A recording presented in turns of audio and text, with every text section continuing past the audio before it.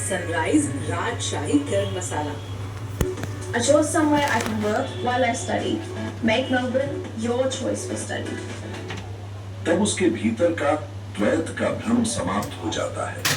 अष्टावक्र कहते हैं कि जो यह निश्चय पूर्वक जान लेता है कि मैं आत्मा हूँ और ब्रह्म से लेकर एक तिनके तक सब कुछ उसी आत्मा का विस्तार है, वह अद्वैत की स्थिति में स्थित हो जाता है, जहाँ न दूसरा कुछ बचता है, न कोई विकल्प शेष रहता है। वह स्वयं को सृष्टि से अलग नहीं देखता, बल्कि यह अनुभव करता है कि वही स्वयं सृष्टि है और सृष्टि से परे कुछ है ही नहीं। यही निर्विकल्पता उसकी शुद्धता बन जाती है, वही शांति का द्वार है। अब उसमें कोई विकृति नहीं बचती, न कोई बाहरी अशुद्धता। वह जैसे खालिस सोना हो जाता है, न किसी उपलब्धि का मोह, न किसी अनुपलब्धि की चिंता। वह दोनों से परे हो जाता है। उसके लिए अब यह कहना भी उतना ही सत्य है कि सब कुछ मेरा है, जितना यह कि मेरा कुछ भी नहीं। यही मुक्त अवस्था है, यही आत्मज्ञान की पराकाष्ठा है।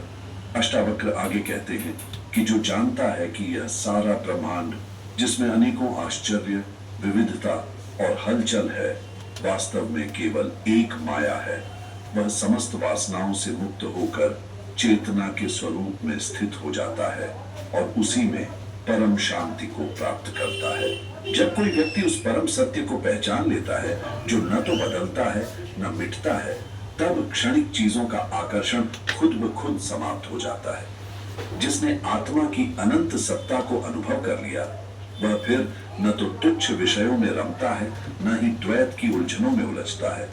जो अद्वैत की अखंड आनंद धारा में डूब गया, वह इस सांसारिक खेल की उठापटक, सुख दुख, हर्ष विषाद, मोह और वासना से पूर्णतः बाहर निकल आता है। उसके लिए यह नश्वर संसार आकर्षणहीन, अर्थहीन और एक माया जाल जैसा हो जाता है।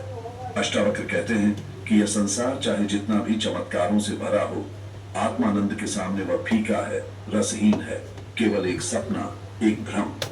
आत्मज्ञानी इस बात को पूरे निश्चय के साथ जानता है और इस बोध से उसे सच्ची शांति मिलती है। दरअसल हम जिस सुख दुख को अनुभव करते हैं, वह हमारे भीतर की इच्छाओं और अहंकार की प्रतिक्रिया मात्र है।